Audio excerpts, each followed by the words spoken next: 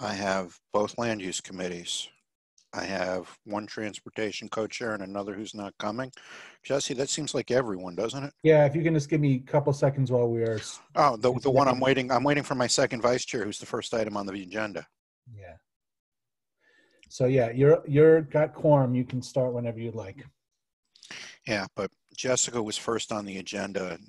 Well, So you can move, all right, let's take a look at, I don't want to go through the committee schedule and agenda line by line like we did last time. We did it last time because May was a very heavy month for everyone. It was our first time really getting back into the swing of things. Has everyone had a chance to look at the full board agenda and the committee schedule for June? Does anyone have any issues with it? I do. Yes, JD. I just want to discuss it with Jesse and Joe before we firm it up because it's going to be very complicated. What item are you concerned about? The slaughterhouse, the proposal. Okay. About that until we talk.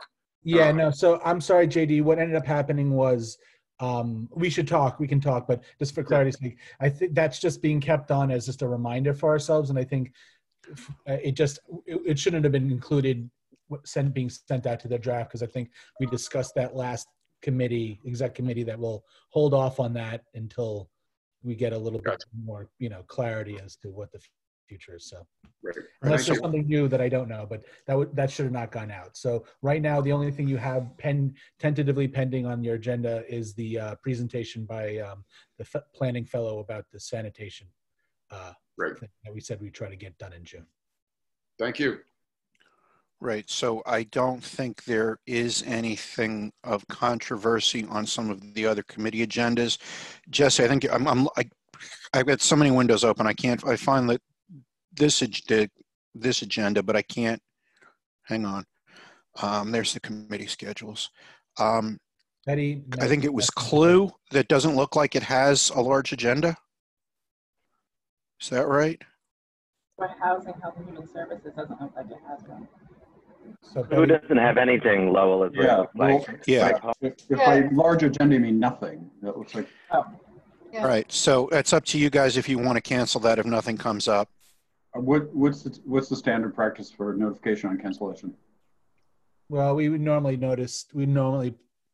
we can always post it early, but I think with these types of things in the past, Betty, and Betty can attest to this, is that we like to keep it going for a while because what you don't want to do is cancel it early and then a week out you get an application. That's why I asked the question. So we usually do it at the 5-day notice, which is what we do for notice for the final confirming the agenda.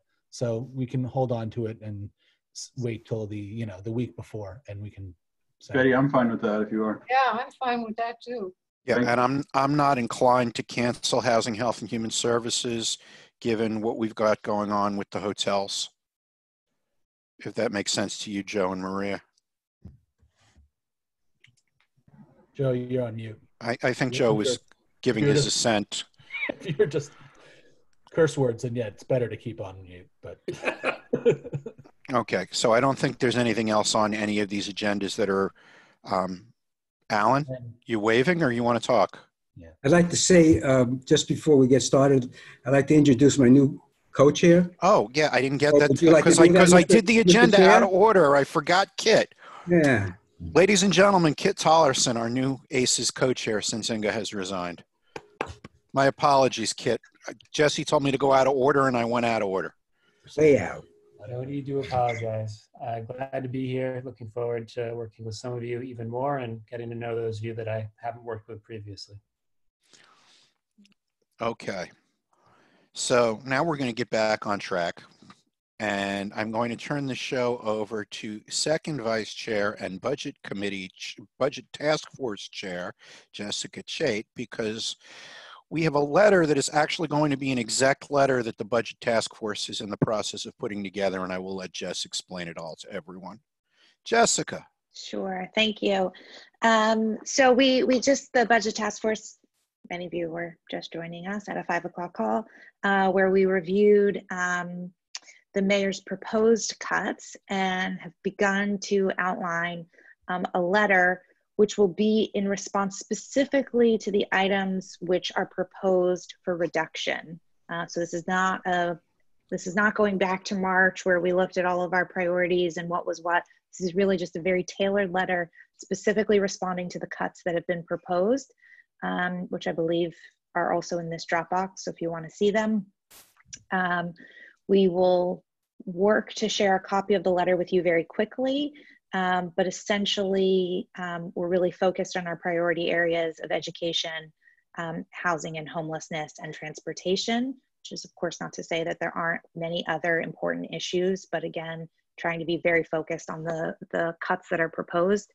I may not get all of them, but the ones that we were going to specifically call out are pieces around professional development, a proposed reduction in professional development, something that would distinctly or specifically affect Title I schools, the reduction of funding for Vision Zero, and the delayed rollout of the Better Bus Initiative, as well as things related to sanitation and summer youth employment, and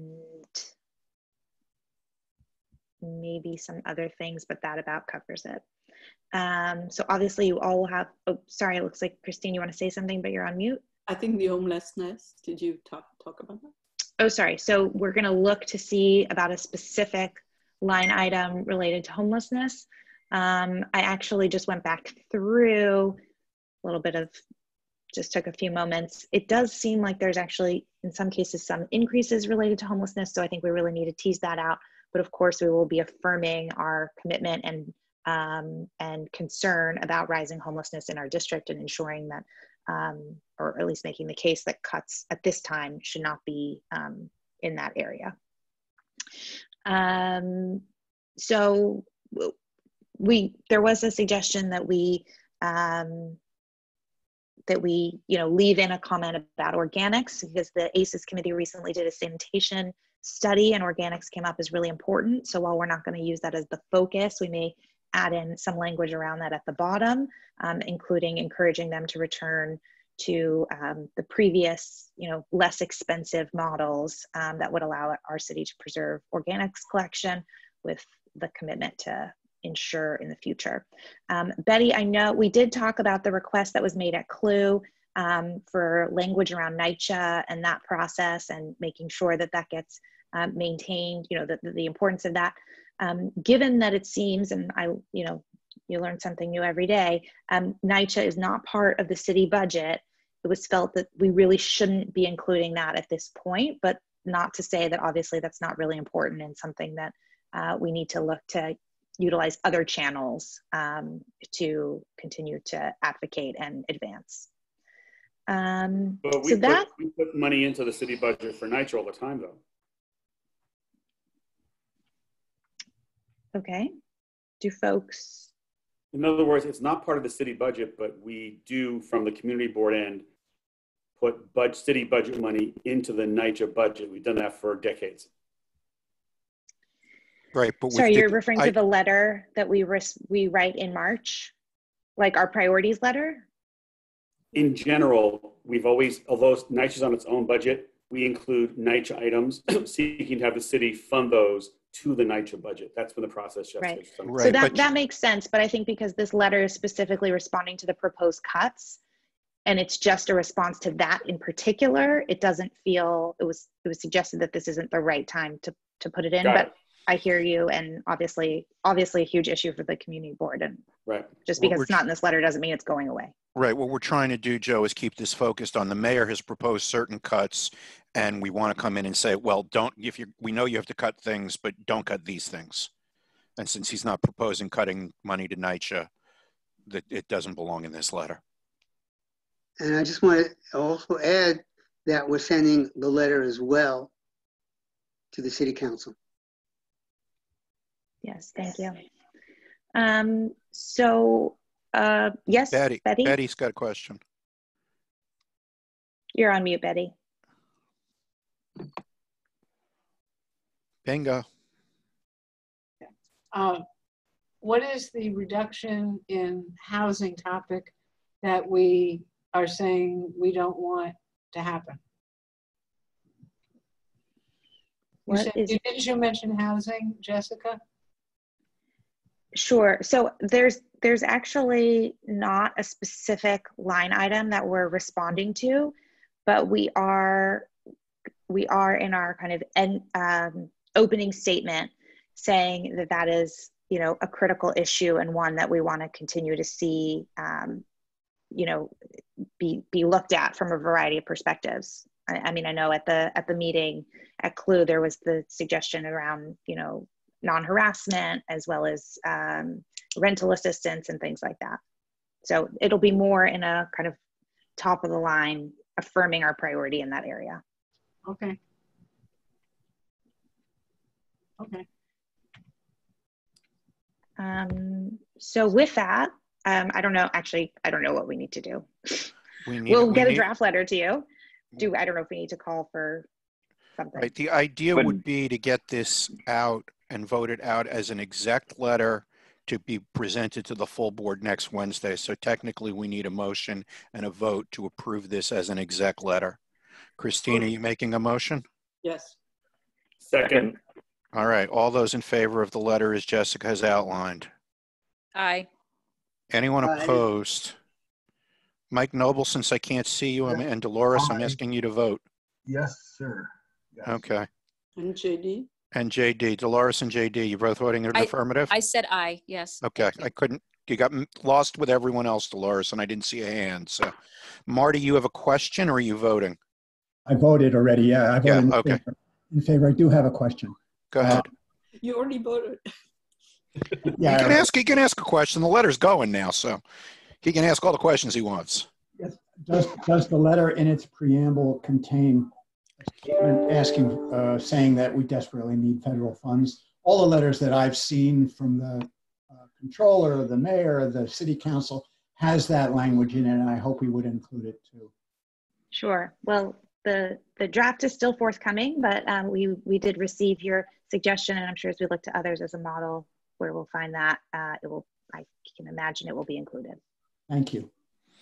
Okay. While we're on the subject of letters, I'm going to jump off the agenda for 1 second. Joe and Maria, you voted on a letter out of your committee last week to DHS. Did we want to send that now have the exec vote on that and have it ratified? Because there's some time urgency with that, with getting something to DHS to getting on written record as opposed to the verbal record, which I will describe later. Do you want to try and get that out now, or do you want to just hold it for next week? You're on mute. You're on mute. I would say, I don't know if you can do that. I would think next week, realistically. All right, who's writing the letter? Can we make sure we get it out so the whole board can look at it? It'll go by Monday. Is that a promise? No. It's a goal. All right, because we don't want to delay. If we vote on it Wednesday night, it should go out. No, Thursday it's got to morning. go. No, I understand that. Okay. I understand the nature of this difficulty. Yep. Yep. The other thing on the agenda thing I wanted to come back to, Frank and Bert, for BLP, I'm asking you, because I don't think you have a heavy agenda, if you could come up with a letter in response to Senator Hoylman's legislation. You guys shared some great thoughts with me. I thought the senator was going to wait to get our comments before he announced, but he didn't. So now he gets a public letter back. If you guys could take that up and add that to your agenda and memorialize the thoughts that you shared with me about that. All right. Okay. No problem. All right. We go back. All right. Now we're up to the chair report. We're moving quickly tonight. All right. Oh, can I just ask a question about the BLP agenda? Is it that restaurants are not coming forth with new applications? Are there renewals that are not happening? Is there some sort of freeze? There's no official freeze. Basically, the only things we've been seeing are, major projects that have been in the works for a long time, like this hotel on 48th Street, the Manhattan West stuff. They're almost, or alterations and changes of ownership. There's almost no one applying to open a new bar or restaurant these days.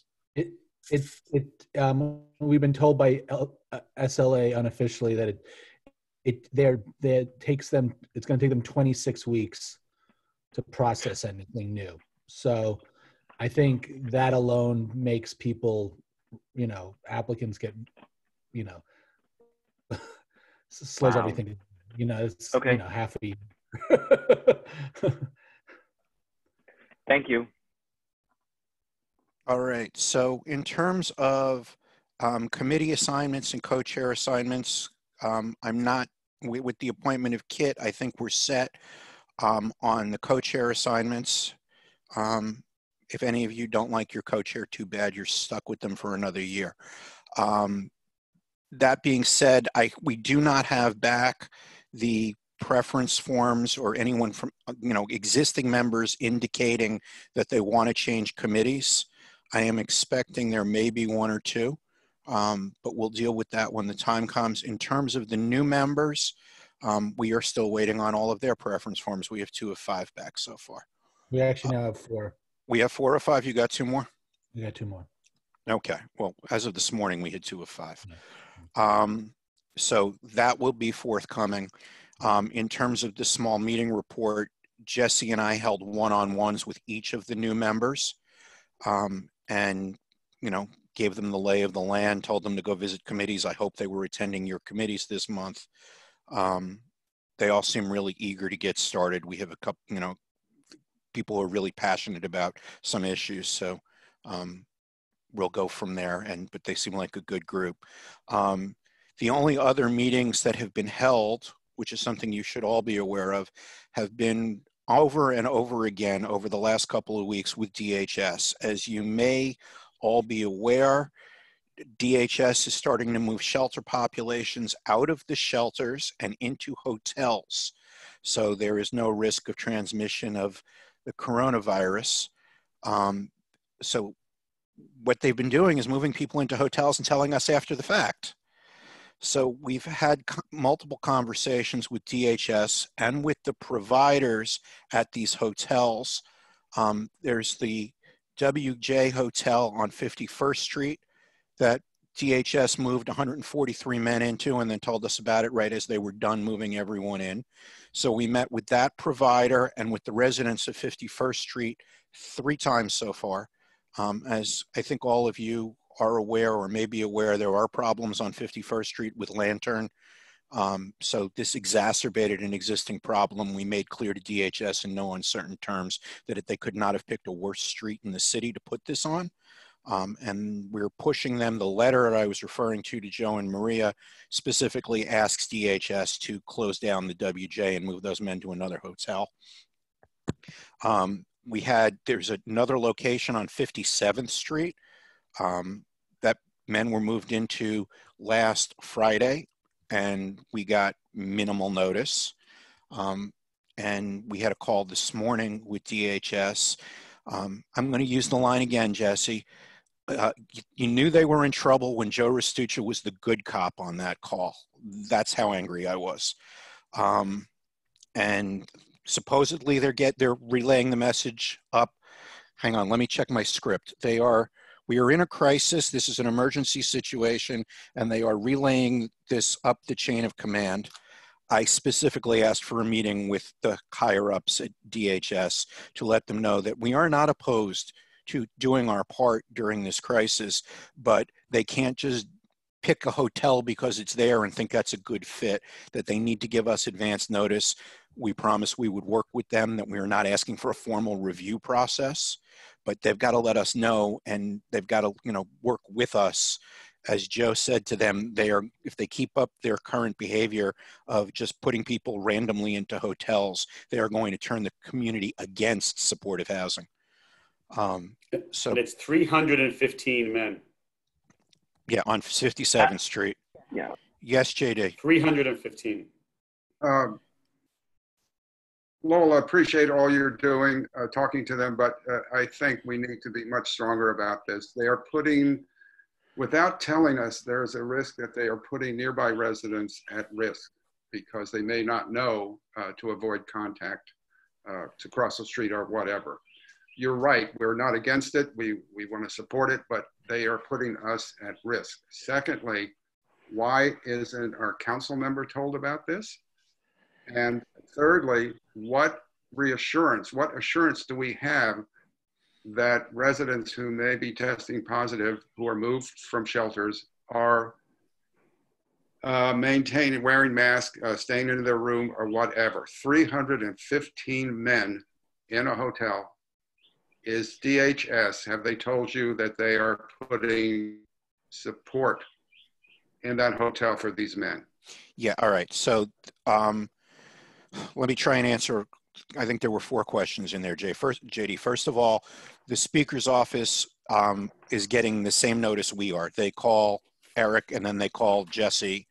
And by the time Jesse's getting around to me, Eric's called me. So they are getting the same lack of notice we are. They are leaning very hard on DHS to hopefully get that changed. And hopefully, at least because Corey is the speaker, we'll get some advance notice. But this is going on around the city. And as I alluded to, the DHS people we're talking to are working from a script. They're not really giving us any answers. In terms of populations, from what we understand from the provider and DHS about the hotel on 57th Street, there is no one in that cross-section of people who have tested positive. If anyone does test positive, they will follow all the DHS protocols to either quarantine them there or move them, in all likelihood, move them to another facility where they are dealing with COVID positive people. So we do not believe anyone in that population has tested positive. There is hang on, I'm going to work from a script for this because I have my notes. There are 19 security people on staff per tour, plus 40 staff, or between 40 and 50 staff on site providing social services. This hotel was populated from shelters in Far Rockaway and Coney Island, and they've moved them to 57th Street. All of the staff from those shelters have come with them. They have, Maria has gone by a couple of times, they have what they are calling a concierge sitting on a stool out front of the hotel. If men are coming out to smoke, they're being redirected inside to the hotel courtyard to smoke, so they're not out on the street. There are boxes of PPE in the lobby, and they are making sure everyone has a mask and is wearing a mask when they leave. From what it sounds like, the provider here is the Black Vets for Social Justice. From what it sounded like, they have a lot of working homeless in this shelter. It's not people with, like we found out the WJ on 51st Street has a lot of people with chemical dependency issues. That does not seem to be the case on 57th Street. It seems to be more of I don't know if this is the proper term, but a working homeless population. General population. General population. So they seem to be on top of everything. There were no complaints that came in over the weekend. These men moved in on Friday evening. There were no complaints over the weekend to the community board office. There were no complaints to the speaker's office. There was some consternation on the Nextdoor website about that no one was told this was happening, but no specific complaints that I am aware of about the men who have moved into this hotel or the provider or anything going on that would raise more level of concern. I think I got everything, JD. Did I miss anything? No, you were great. Thank you so much. Joe, do we have any idea what the population now is in the West 40s and 50s of homeless or people in need of social services? In other words, we had quite a number. We have now an increase in number. Any idea? No, we can try and find that out for you. The only thing I can say to that is every time there's an increase in the population, we're getting an increase in support staff as well, because the people from the shelters are coming to these hotels. Joe, you wanted to add something? Yeah, JD, our call this morning was a lot more organized than the prior calls. This organization, although it's called Black Veterans of Social Justice, the group in this shelter are not just they're not veterans. They're just general population people. And we asked them very specifically, are there MICAs, are there mentally ill? And they were very clear that when that kind of person presents, they're transferred to a shelter that can deal with that kind of population. Okay. So I was encouraged, at least, because they were specific, they were clear, 3 meals a day, bottled water, 10 p.m. curfew, laundry. They're doing patrols and rounds in the building, patrols along the block. They gave us a 24-hour phone number. I mean, they were very specific, and they were not defensive, really, at all. So that was helpful. It is crazy, though, to think that the only hotel that could be found to transfer people from Far Rockaway and Coney Island is in Midtown Manhattan. And why are there no hotels in Queens that can manage this, where people are closer to their services and their hospitals? Like, all of a sudden, we're going to put a huge burden on Mount Sinai for healthcare, for example. Yeah, the provider has already been in touch also with Dugan at Midtown North. Alan, you wanted to ask something? Dolores has been raising her hand for a bit. Oh, I'm sorry. I didn't realize. Dolores, you're next. Alan, I'll come back to you. Okay. That's okay, not a problem. So I'm very encouraged to hear that this is a good operator, but I do want to stress a couple things. It does not matter to the majority of people who are still sheltering in Manhattan in our neighborhood. They see these buses pull up, they see a population, they're putting a label on them, and they are writing, as Lowell, you already pointed out, on these websites, and it's inflammatory, and this type of reaction is increasing. Walking along 9th and 10th Avenues, we do see folks that are not normal folks for our neighborhood. And I don't mean the type of person, meaning we already know folks that are in this neighborhood. These are people that do not live here. It raises people's awareness, and it raises objections. We are running the risk, as you already pointed out that Joe said in the meeting today, of turning people against being supportive of all the work that is done through supportive services. I am sorry, it is not enough to say the speaker's office is only getting the notice when we are getting the notice. This speaker has been very, very vocal about closing streets so that people can socially distance. Why is this speaker not vocal on that ridiculously haphazard process that DHS is taking? Crisis is not an excuse for not being organized. I'm happy that this particular operator is organized, but when we're moving people across boroughs, out of their own neighborhoods, out of their own area of services, we put them at risk, and we put us at risk, and we also put the entire work that this community board has done to be positive and supportive of these services at risk. We need to be more vocal. This speaker needs to be visible on this issue, not just giving messages back and forth to you, Lowell, and to Jesse, but this speaker needs to be publicly working for this community, because this is the community that elected him. I understand exactly what you're saying, Dolores. I'm not going to try and defend nor answer for Corey. That's not our role. The Speaker's office is very well aware how upset we are about this and that we expect more from them. I'm not sure what else to say about that. Joe, go ahead. Dolores, Dolores, you're actually being calm. Lowell was a rabid animal in this call this morning. And I'm not exaggerating that at all. Joe, I'm not asking for Lowell to do more than he's doing.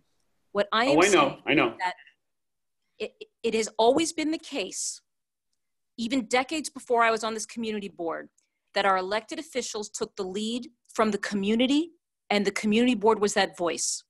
That has not been the case over the last few years. We are getting a speaker who has ideas that does not coincide with the ideas of this board. This is exacerbating it. I am very disturbed that we do not hear vocally about this issue, which is so critical for the whole city, but is affecting us locally. Yet we hear so much about how streets need to be open in Queens and Brooklyn, et cetera. I am saying that as a board, we need to be vocal and remind our elected officials that they serve this district. I think we need to actually have a conversation with the speaker at this point sometime next week, because the board members were the very vocal ones in this discussion this morning.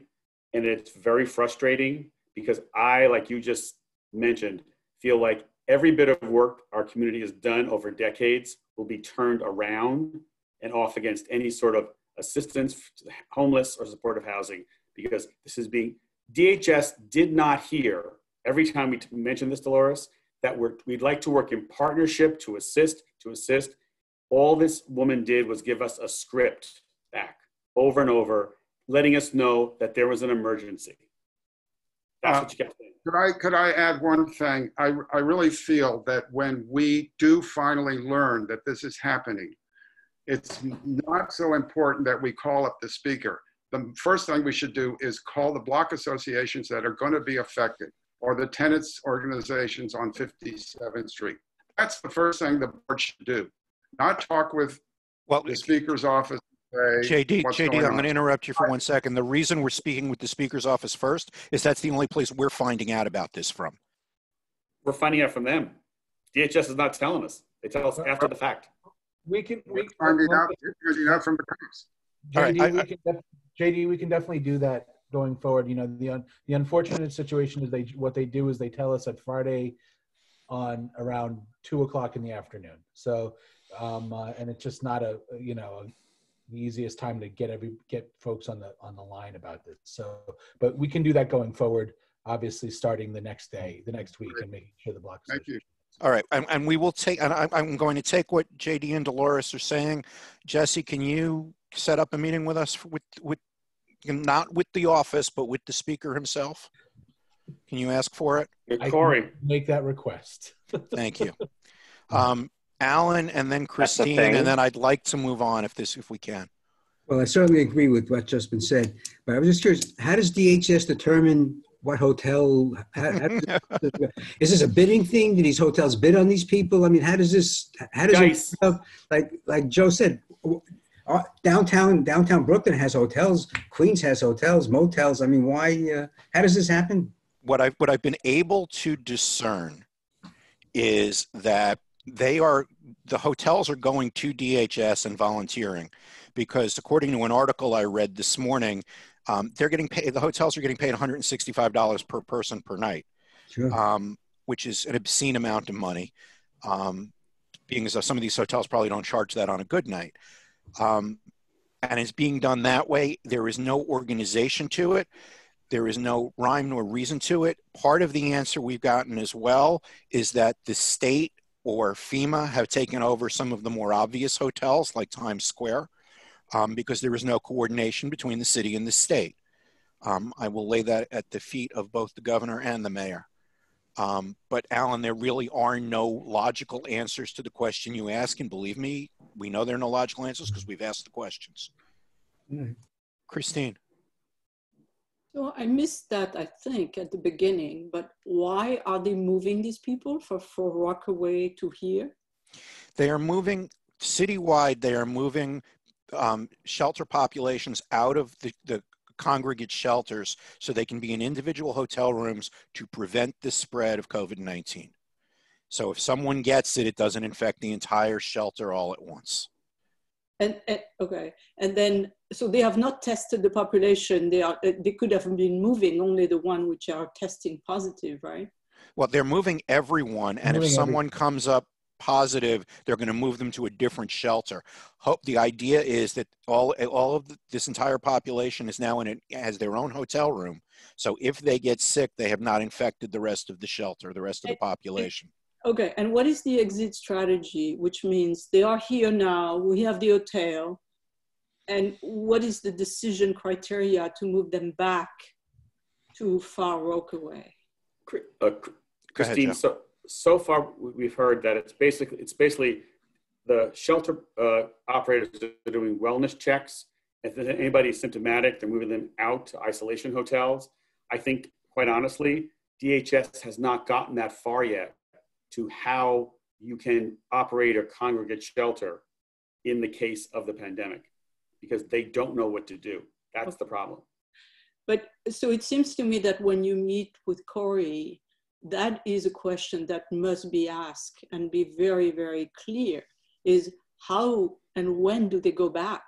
You know, you could say, because what I'm really concerned is that they are not going to go back. They're going to stay here.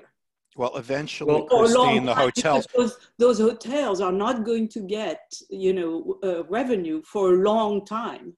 So they're But going there's an incentive, Christine, because when the FEMA funds run out, it's currently being covered by FEMA.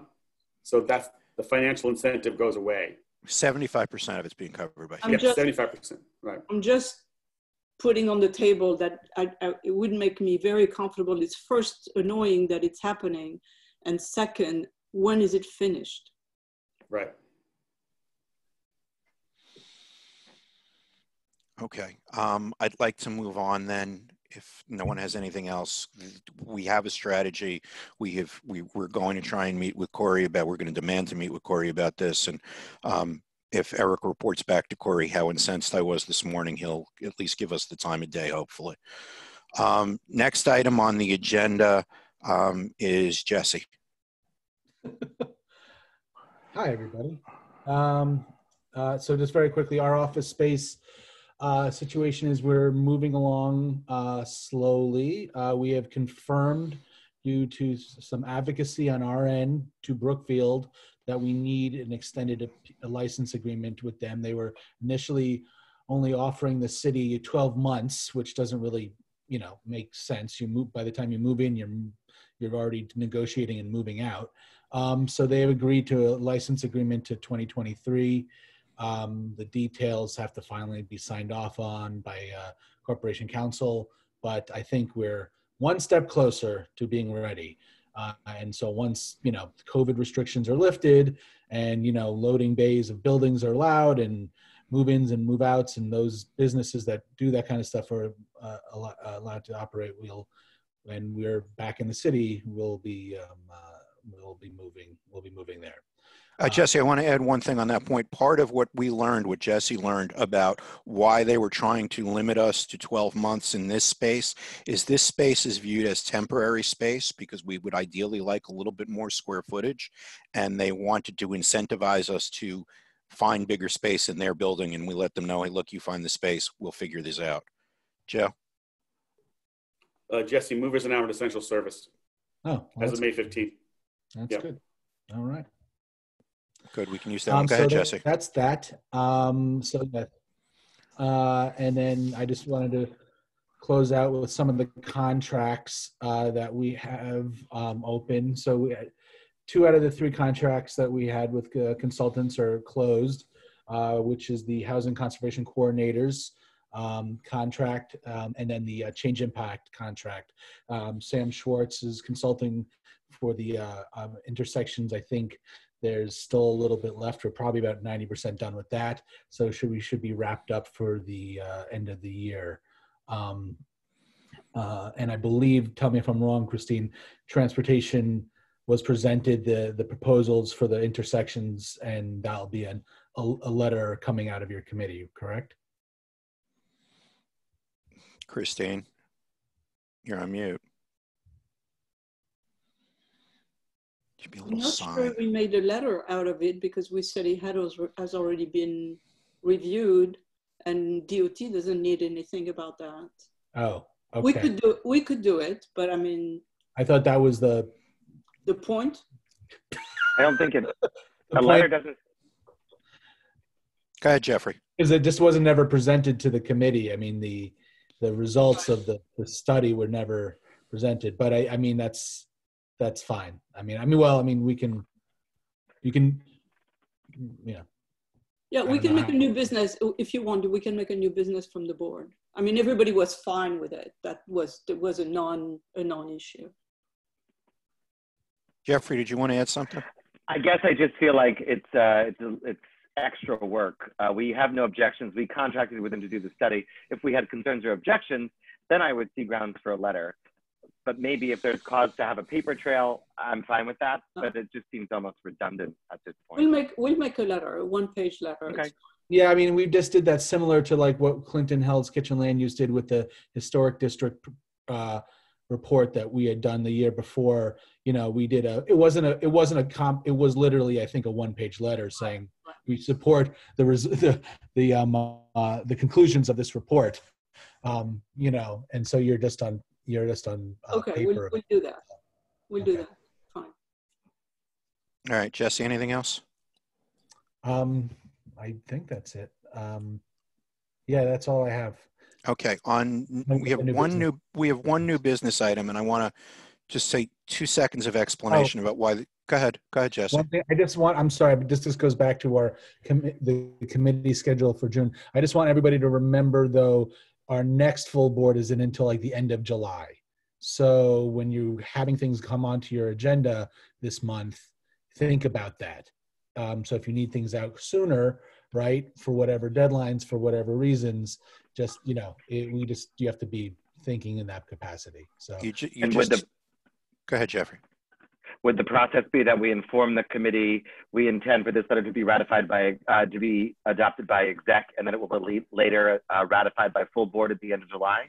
Yeah, I mean, basically, yes. We have a tentative exec committee at the end of June, in case for any reasons for that. I mean, we have done in the past where we have just voted, out of, executive officer leadership has decided to go ahead and just, send the letter out and add the language of ratification later, but I think if we have anything that we know is specific deadlines, I think it's always cleaner to do it, that way. But yes, but that's basically what you would be saying. And obviously anything that's coming before you, make sure that they understand that if they need some formal, full board letter ratified, that's going to have to wait till the end of July. But I think most people are okay with just a committee letter coming out with the ratification language. Which tees up what I was going to say, introducing this new business letter. As DHS has told us, this is an emergency situation. There is a lot going on that we have had to respond to quickly because of the speed things are moving at. The Open Streets letter last month that was sent following the committee meeting before it even got to exec, that was a topic of discussion. These things, because the situation is changing so rapidly, we've had to be a little bit more, I don't want to use the word dictatorial, but we've been more top down than we normally are. It's just a function of having, when we're being asked to opine on things, there's not always the time to do this in the way we would normally like to do this, by taking it to the committee and holding a public hearing and then voting it out a full board. We've needed to be a little bit more agile than that. This letter that's coming out that we're going to discuss now is a combination from BLP and transportation. Normally it would have been we may have even had 2 months of committee hearings on something like this. And we are proposing to send it as an exec letter to be ratified by full board. Just because of timing. And, I apologize to all of you for the way we're doing this. It's not the way I want to be doing things, but sometimes we've got a gun to our head and we've got to be able to move more quickly. So with that introduction, Christine, Frank, Bert, who's going to introduce the letter? Somebody please go off mute. Christine, do you want to do it? You've both committees. I'll do it. This is fine. So what has started to happen about 3 weeks ago is the industry of restaurants has said we are one of the last in the priority for reopening. And between now and then, we are just losing people right and left, and people are just losing their business, etc. And since there has been a discussion about open street, why don't we try to do the same thing for the restaurants, so that they could expand in the streets in order to physical distance the customers. So it's not to expand the restaurant, but it's just to take the number of the existing restaurant, their capacity, and overflow it into an open lane or sidewalk, etc. And so we wanted to, have influence on that, because there is a lot of people lobbying the council for that. And we thought that if it was rolled out not properly, we could have really a mess on our hands. So we had a meeting of the business license committee where we put together a number of I would say, kind of stipulation guidelines. And then we had a meeting of the Transportation Committee where we qualified those guidelines. And now what you have in front of you is the combination of both. So the idea is that the program duration would be this season, October 2020, and then it would not go any further unless it would be reevaluated, approved, or whatever. The idea is to take the create a dining lane on either a parking or a moving lane on the avenues in MCB4. It would not be on plaza, park, sidewalk, side streets. It would not be on side street, I want to underline that, construction zone and bus boarding areas, except if a specific side street was approved by a community board. And the area allocated to each merchant would be limited to the frontage they have on the avenue, on the storefront. So when we say use the avenues, we felt it would be helpful to clarify a little bit what we mean. On 7th Avenue would be one dining lane from 14 to 26.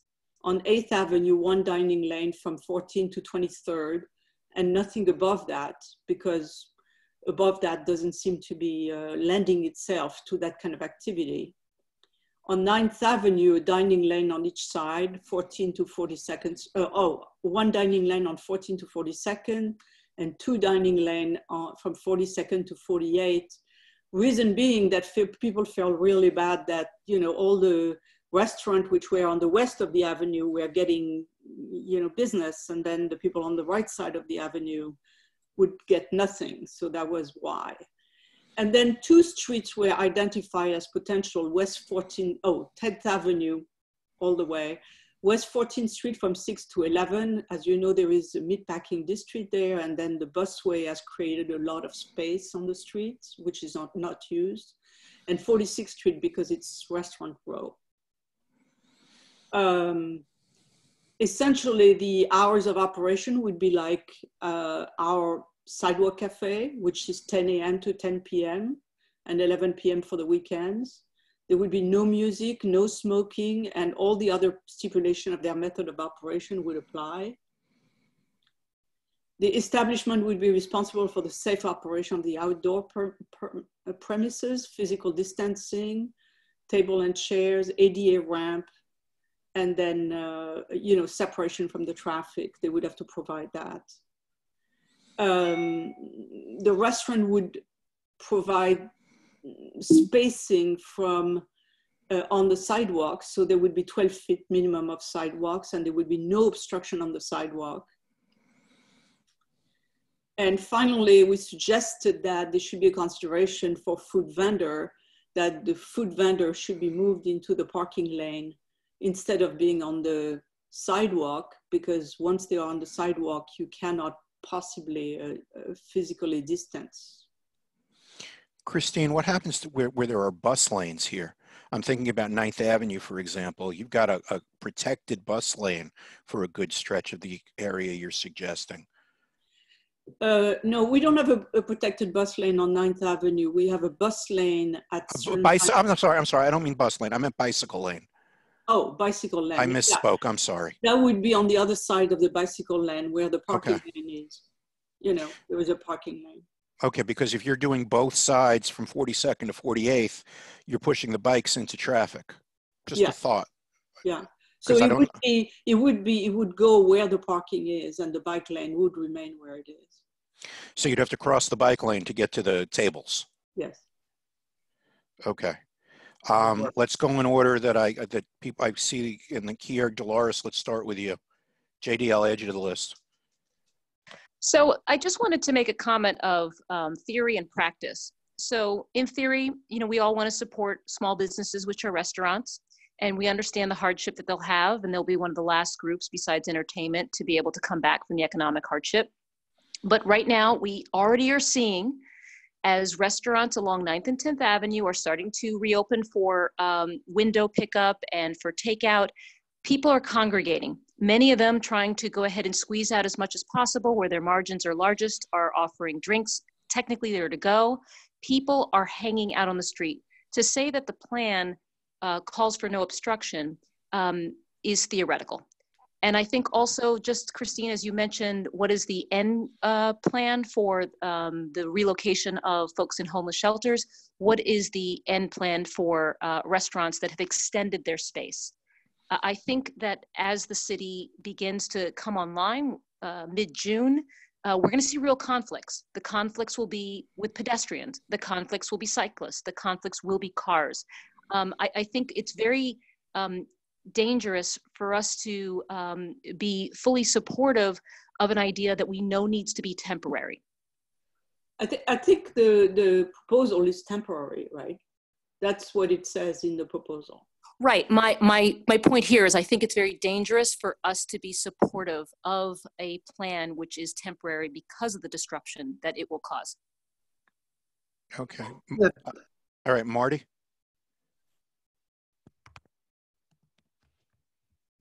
I heard Dolores, and I think that needs some consideration. I wasn't thinking in those terms. I was nitpicking the letter in what I'm about to say. You on 8th Avenue stop at 23rd Street, but I'm thinking of the stores between 23rd and 24th Street that are restaurants, and there are also restaurants between 26th, the early part of the southern part of between 26th and what would be 27th Street. So I was wondering at least why you didn't go up to 24th Street on 8th Avenue. It was an oversight. We tried to make it to a simple cut, but if you tell me that 24 is fine, we'll change it to 24. My guess is at a minimum, that's what you should do, and worry about the restaurant. There's a McDonald's and there is a takeout restaurant, a burrito restaurant, just north of 26th Street on 8th Avenue. Okay, so 24th Street, all right. Patty? You're mute, Betty. Patty? You'll get used to it sooner or later. Anyway, starting over again. I think it's a very creative idea. I have two questions. One is, has anyone checked out the amount of square feet a typical restaurant would have on their frontage and the lane, and laid out tables that could be put in that space so people could socially distance? Because theoretically, they're supposed to socially distance 6 feet. So that is a lot of space for a table. So I just wonder if it's truly meaningful. I mean, I really want to help the restaurants, but if it's totally meaningful, if you only have 8 people sitting in that lane, if they're socially distancing. And the other question I have is, has any other urban area tried this? Is there any precedent for this particular idea? Okay, so the first one is a very good point. I mean, I don't know. Depending, you know, if you look at a restaurant on 9th Avenue like Marseille, which has a very long frontage, right? They could have a lot. If you look at the restaurant, which is a 12-foot, half a building, it's going to mean nothing. So it's as unequal as their current situations are. The second point is, yes, Tampa has done it, and it's in. I attended a meeting 3 days ago, where they explained what they did, and it's pretty consistent with that. And they have done it for, they started like 2 weeks ago, and it has been really successful, and people have been compliant. I mean, maybe people in Tampa are more compliant than people in New York, granted, but it has been really successful. So have they provided, or do you have available any photos of what the layout is in Tampa? Are the people is it just, they're sitting at tables, but they're really only 2 feet apart? No, they are, the chairs are measured by 6 feet from each other. I mean, I can add here, I don't know that it's not been done yet, but I know CB2 is looking very deeply into this same concept. Jeffrey, have you had any contact with CB2 about how they're doing this? No, but similarly, I think they're taking the same track. They've established a reopening task force working group committee kind of thing that will be bringing this type of issue forward. I wanted to add that I understand that there will be a bill introduced next week. So whether we move or not, the world is moving by. And so I think what we want to do is put people on notice that we have some concern and some of the things that should be put in more than anything else. Frank, did you want to add something to that answer? Yeah, I just wanted to provide people with a little context to how this came up. We started reading in the press that this was happening and put it on the BLP agenda. Coincidentally, one of the lawyers on the call for the BLP meeting was representing the New York City Hospitality Alliance, with the driving force behind this. And he said, look, the Alliance would really like to get community boards and neighbors in the process early to hear what your concerns are. And that they can work with that in formulating what they're going to do. So in a sense, it's helpful because people are asking to hear our views early. It's also frustrating because we don't have a concrete proposal and a lot of answers to the questions people are raising. But that's because it's moving so fast. And we hope they're going to try to mold the program somewhat around the community's concerns. So as Christine said, I think the important thing we're doing here is not so much thumbs up, thumbs down on whether we like the idea, but a letter that says, if it's going to happen, here are the things to keep in mind. And Betty, to answer your point, I'll send you something.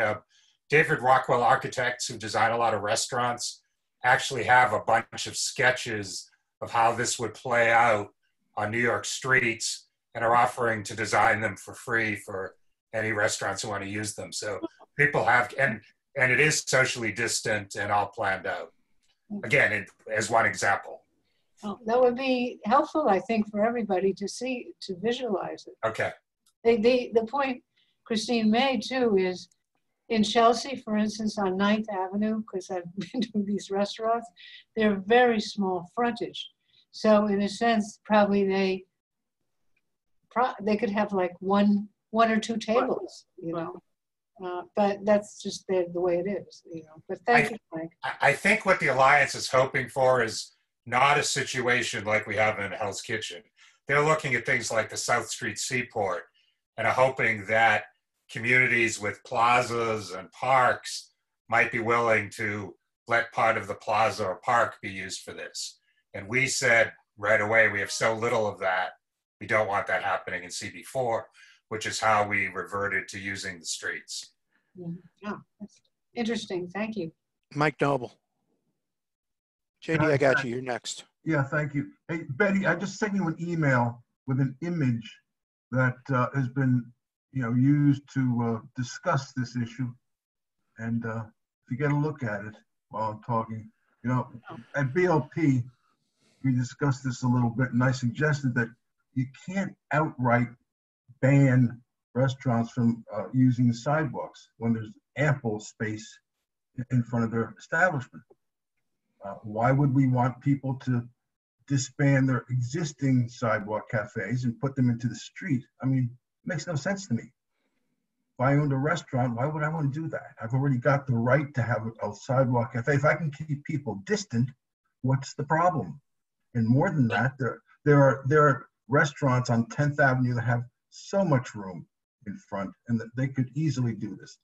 And the motivation for doing this is to keep these people from going underwater permanently. And for us to say, well, we're going to be greedy about the sidewalks because we have a thing, we're sensitive about sidewalks here, as we should be. We have no room on sidewalks. This is indeed an emergency. So I'm going to use this language from the previous discussion. You can't blanket say no sidewalks. You just can't do it. There are places where you've got to make an exception. And that's the only thing I'm asking you to do is put an exception there. There may be places where the sidewalk is appropriate or it's okay. If you can keep everybody apart, fine. You know, you just can't say no to everything. This board cannot say no to everything anytime, regardless of the issue. We just can't ever do that. Michael, I don't think this board says no to everything all the time. And then we've tried. Second, I agree with you. We would have to change the language a little bit if there is enough of the sidewalk. But you know, we need the pedestrian need to physically distance too, right? So we need both at the same time. Absolutely. So we will change the language to reflect that. Thank you, Christine. That makes me feel very good. All right, JD. I appreciate Christine and Frank for the hard work they did in this letter. This to me is so fraught with all kinds of difficulties and unintended consequences. I have to ask, the 12 feet distance, I think the sidewalk on 9th Avenue above 42nd Street to 57th Street, I don't know if it's 12 feet. Is it 12 feet? Secondly, the restaurant servers exit from the restaurant, cross the sidewalk, serve people, I guess, standing on the sidewalk, serve people in the street space, then go back. How can they avoid meeting with pedestrians? It just, I don't understand how it would work. Okay, so first, say 9th Avenue, that's the west side of 9th Avenue is so narrow, the sidewalks. I'm going to get to that. So first of all, JD, are you finished? JD, are you finished? Mike, 1 second. Okay. JD, you finished with your question? Yes. Okay, Christine, go ahead. So yeah, 9th Avenue I think is 14 feet. And indeed, once you take the trees, et cetera, you're left with, you know, very, very little. I mean, probably like 10 feet or sometime 9 feet. And once you put a sidewalk cafe, obviously you're left with even less, right? So, but the idea would be to free up the sidewalk, the point that Michael was making, and move some of the activity to the parking lane, you know. But still, they've got to cross the sidewalk to serve. They do. Right, they do. But you know, the serving people out there is maybe one trip every 30 minutes. So I don't think this is an enormous, you know. Yeah, the way it works, JD, is, you know, that you give an order and that's it. You know, one interaction with the server until you pay the bill. They want everything served. Well, no, that's a proposal, Joe. Other people have done this. That's how it's been done. Other places. All right, Bert was next. I just would like to say that we worked hard on this letter. We try to get everything in, but we can't. Right. Okay? Someone said, I think it was you, JD, there are going to be consequences. There will be consequences that we can't foresee. But, you know. Bert, you're breaking up. Yeah, you're frozen here. I think that Bert's point was that there are going to be consequences here, no matter what we do. Okay, am I steady again? Yes. Okay, just we have to look at this as an experiment in some ways, evolving. Okay, that's why we put a time limit to it. Okay, we're not saying for the next 2 years, 3 years, 4 years. We're saying until the end of this season. No one's going to be sitting out there in December, unless it's a really mild winter. Okay, so we're saying October, let's look back at it. How did it work? What were the consequences that we didn't see? Maybe we got to change it. Maybe this street is not appropriate. We can't have all the answers from where we're sitting now looking forward. We try. I don't expect we have all the answers, but I have a right to raise some questions. All right. No one's questioning that. I actually have a suggestion. But I just don't want us to get lost in, it should be 3 feet over here on this particular block rather than 4 feet. Bert, I actually have a suggestion to the letter to address what you are saying and may address part of the general angst about this. Christine, can we add something here that there can be a review process if we discover there's a restaurant where it's not working because of sidewalk space, because of traffic, that we don't have to wait till October to tell them no? Oh, that's a good idea. Right. Very good. What would be the review process, Lowell? I have no clue, Bert. I have no clue. It's an unanswered question, but at least gives us a chance that we're not stuck with this till October if we know it's not working. That suggestion should include, if I may interrupt, community complaints. Specific. Hang on. All right, community complaints. All right, Joe, I've got you on the bottom of the list now. Kit was next. So generally supportive of the idea. One question I have though is about the safety of folks sitting at these tables very close to cars and buses and the traffic in the streets. Is it possible to either share or potentially include in the letter what would be the measures taken to protect folks seated in these areas from the moving vehicles? Maybe physical barriers or right. In the letter, we said that they are going to have to adopt whatever is designed by DOT as a protection. So they are going to have to install that. So we trust DOT is going to design something, you know, it could be, I don't know what it is, but I mean, I'm sure it's going to be pretty substantial. And each operator is going to have to install that. Alan, you were next.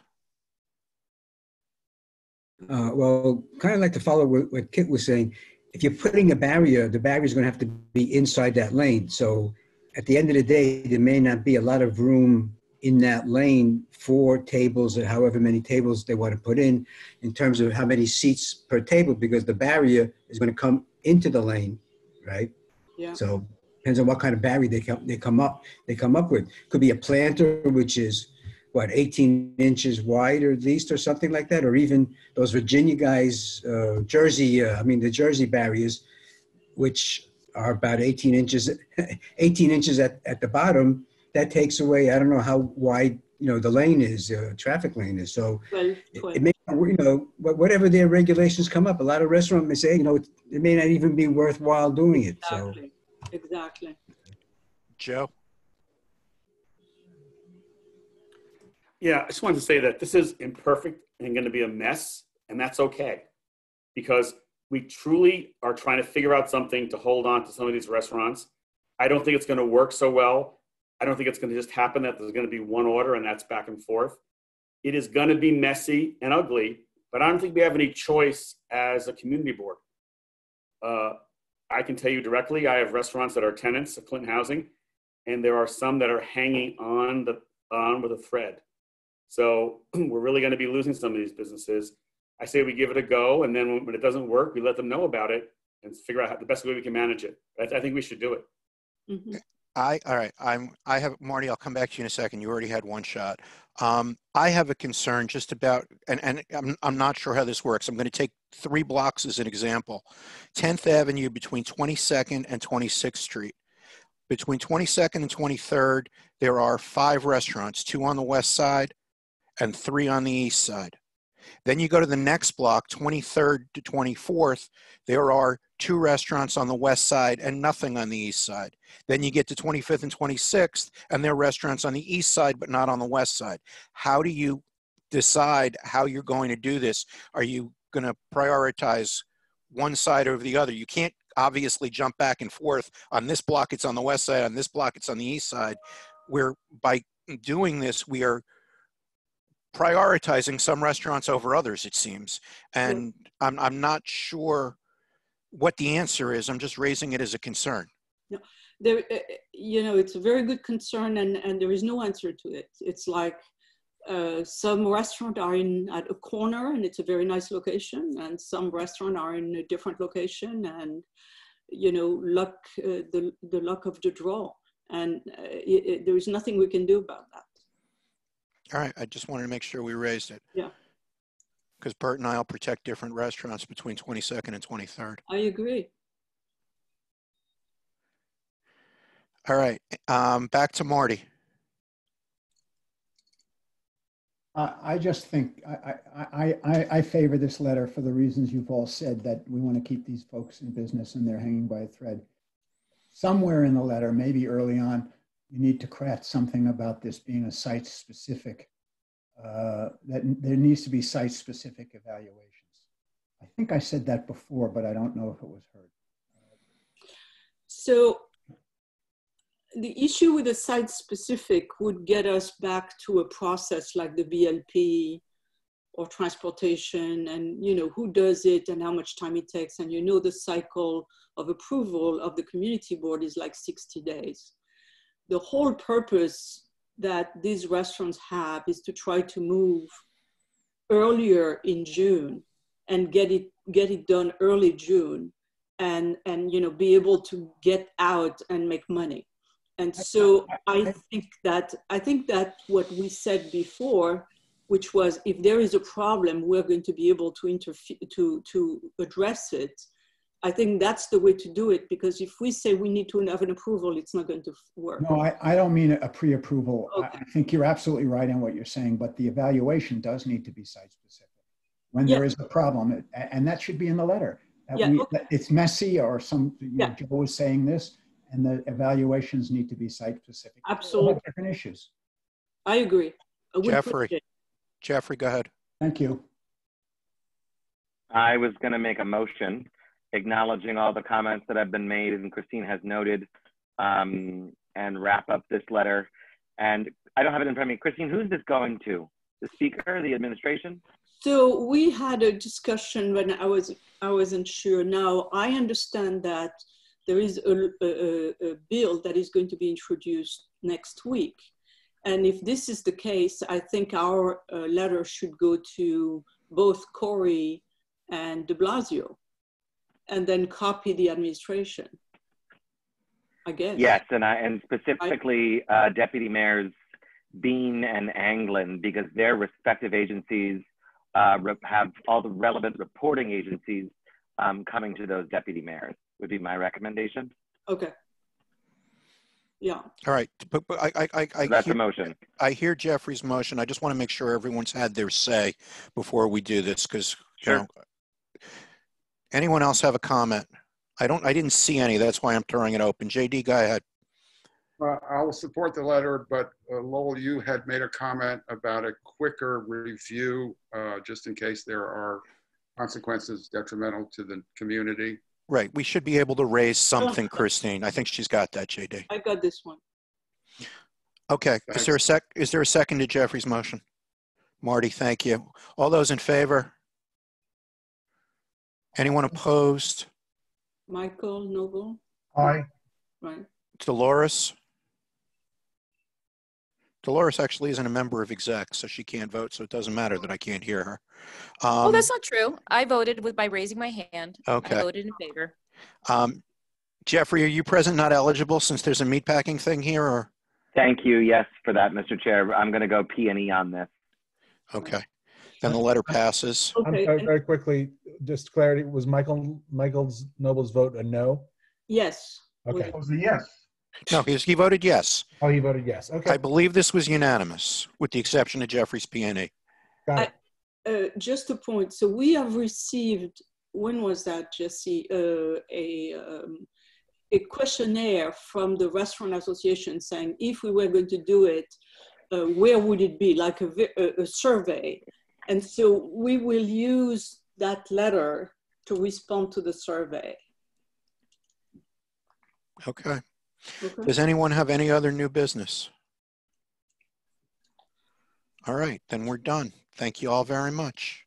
Thank you, everybody. Oh, very good. Thanks, everybody. Good to see everybody. Good job. Thank you. Kit, Bye, hang on. everybody. Safe.